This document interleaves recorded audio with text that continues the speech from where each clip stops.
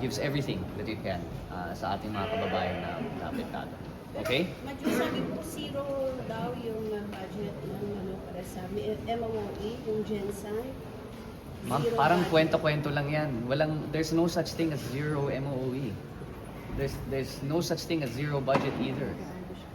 Pero whether AIDS or MAIF, yung Gensan. Ma'am, that's impossible. Saan mo yan narinig?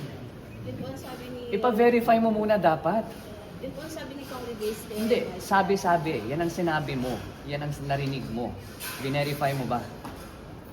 Yun po ang No. Answer my question. Verify mo ba? Verify mo ba? Verify mo ba, yes or no? Okay, so next time, ma'am, i-verify muna natin bago natin itanong para hindi lang kwento. Siya po ang Okay? verify. Hindi, tinatanong kita. Di ba, as journalists, it's also our responsibility to verify the information that comes to us before we ask those who are being interviewed. Yes. kaya Okay, nga po so next time, nagtatanong sa'yo, yes kaya po ma'am. malaman. So next time, let's just verify.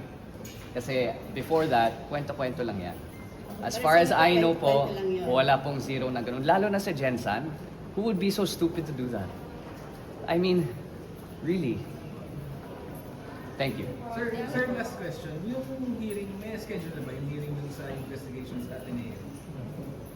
That's a good question. I'll